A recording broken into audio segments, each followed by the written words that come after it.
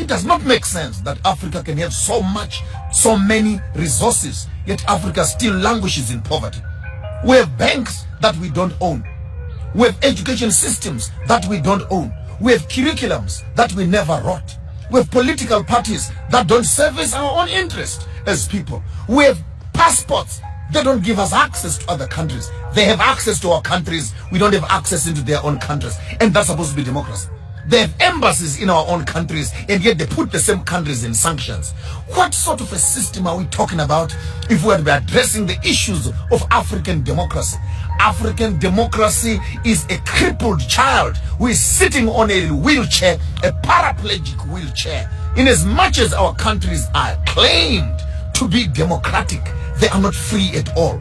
Our economies are ruled by the West. Our education is ruled by the West.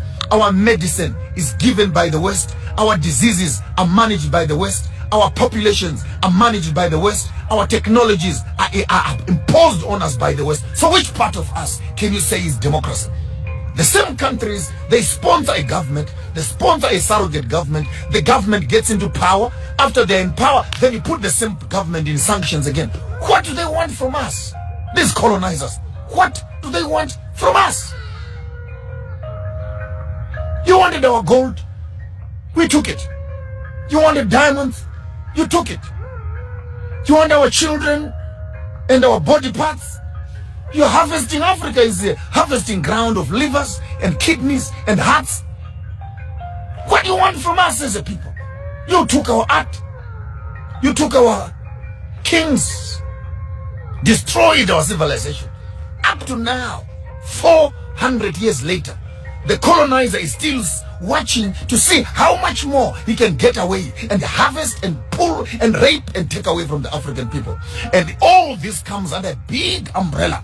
Africa is going to become a democratic state. But in the midst of democracy, what democracy has been able to do more than anything else, it is to solidify the borders of segregation between nations. The border between Zimbabwe and South Africa, put more fences, put more dogs. The border between Zimbabwe and Mozambique, put more fences, put more dogs. The border between Zimbabwe and Zambia, put more fences, put more dogs. Botswana and Zambia, put more fence, put more dogs. And all these African countries walk around each other in funny little ties, flying around the countries, sitting around United Nations, Africa Union, and we are discussing issues of democracy. The first idea when Africa wants to discuss democracy is how do we restore the African dignity by destroying the borders that separate the African children.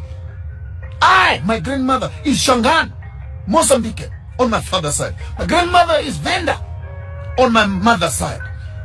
My father is Karanga, and my grandfather on my mother's side is Ndebele. So how can you put a border in a passport for me, that for me to go and see my grandmother's houses in Mozambique, I need a passport. To go and see my grandmother in South Africa, I need a passport. I must go to Pretoria first, go to Harare. I can cross the river, the Limpopo River. And this is the form of the democratic Africa that our leaders are constipated with. I'll spill the beans as loud as clear. African democracy identifies a few educated, parodic Africans who become political parties. And they talk in cahoots with the funders, the colonizers. They walk into power not to help the African people, but to look after themselves and maintain the system for the colonizer. Insurance companies are in the hands of the colonizer. The banks are in the hands of the colonizer. Manufacturing industries are in the hands of the colonizers. The pharmaceuticals are in the hands of the colonizers.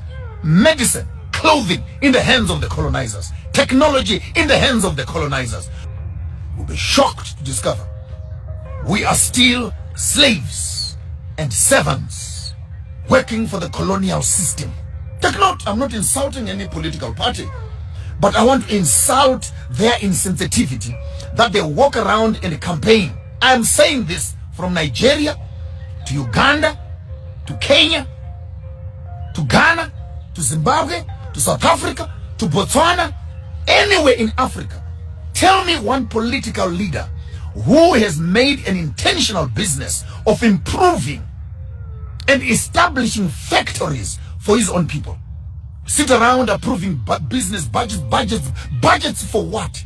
Just take that money, open industries, take that money, open up mines, take that money, open up agricultural farms, have food for your people, employment for your people. How complicated can that be? The model to follow is Dubai. Look at Emirates. They have nothing. All national fund. Use the national fund to make Dubai a capital city of industry for the whole world. Here we are in Africa. We have cocoa, we have bananas, we have coal, we have platinum, we have diamonds, we have oil, we have weather, we have tourism, we have everything. But in the midst of all these resources, our African people are still languishing in poverty. Can I ask you, the intelligent ones, what is the problem of Africa? What is the problem?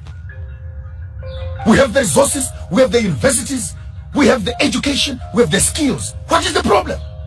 The problem is we are trained to maintain a system that does not benefit us. We go to school to learn to maintain that system. We train our children to look after the system. Our political system has no will at all to empower the local people. It has no will. There's no political party that wants to remove bread from the mouth of the white man. That's a fact. Because all these political leaders are eating with the colonizer. So how can you destabilize a system that is giving you food? So it's a typical state where Uncle Tom kind of boys who now are being told, you are not like them. You are a better black than them. Please, you can eat here. You can sign here. You can own this also and that. And before you notice it, 5 years, 10 years later, our political leaders have just become rubber stamps in government for pushing a European colonized agenda. I'm still looking for a country that will take its own resources and improve its own infrastructure. I challenge all the African political heads across Africa. Go to Dubai, not to shop. Go and study. Go and study how a place that has nothing has been able to change its course from a desert to a capital city of shopping in the world. Go there and study.